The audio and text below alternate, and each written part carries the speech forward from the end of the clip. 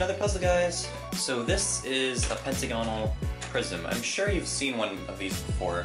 And maybe you've even seen one of them, of this design before. I actually didn't design this puzzle. I downloaded it off of Thingiverse, by the way, link in the description. And then I just, I printed it out, and I used the sticker template that the person had and everything.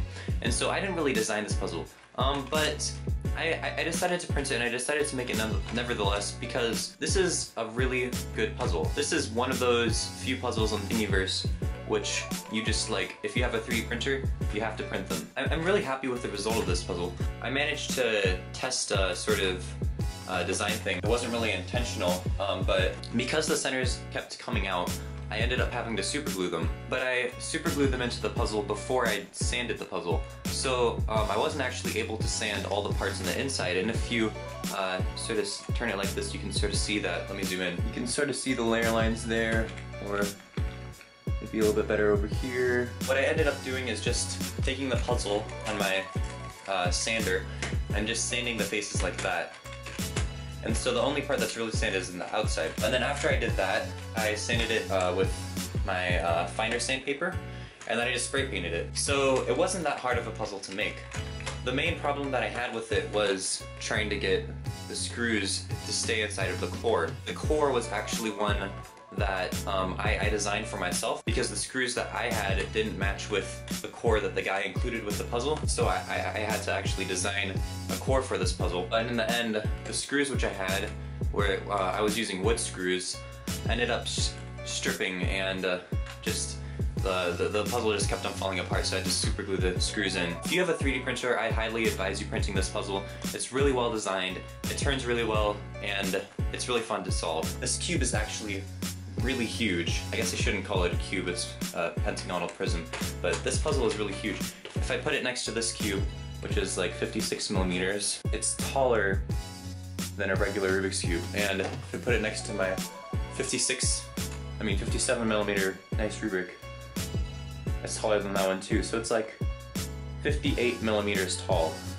And then on top of that, it's like, it's that height that way, but then this height it's even more because it's like a pentagon. So this puzzle is like really huge in your hands. I guess I can finish off this video by trying to solve this puzzle. Okay, let's see here. I think the first thing I'm gonna do is solve the middle layer.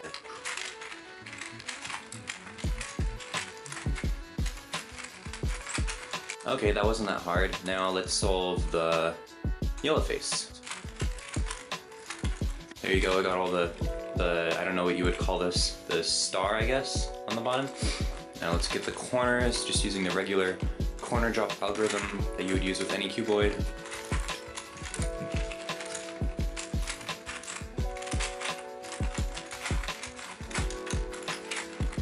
There you go, I got the first 2 layers done. Let's see if I can remember the algs for the last layer.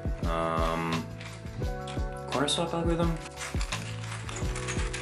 Well, it looks like I ran into a problem here. You can't use the corner swap algorithm that I usually use to swap corners on this cube, so I might just have to use the screwdriver method. Let's see what I can do.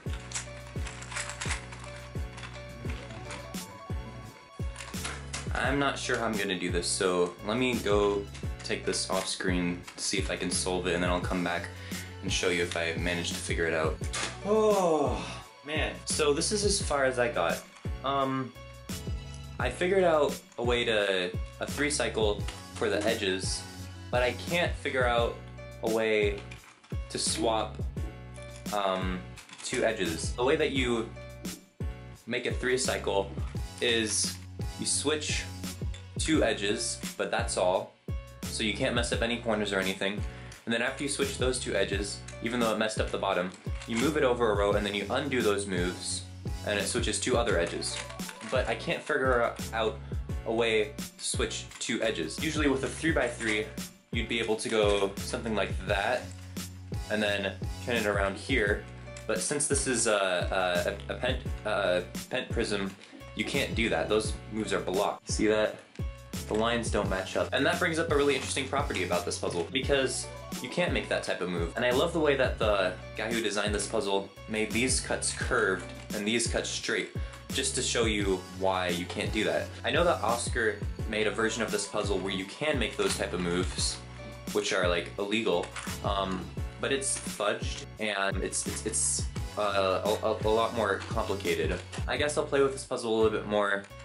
If I figure out how to solve it, I might make a tutorial video, just for like practice for making tutorial videos, but that's pretty much all for today's video, I guess, guys. Make sure to like and subscribe, add to playlists, do all that lovely stuff that subscribers do, and I will see you next week. Actually, next week this time.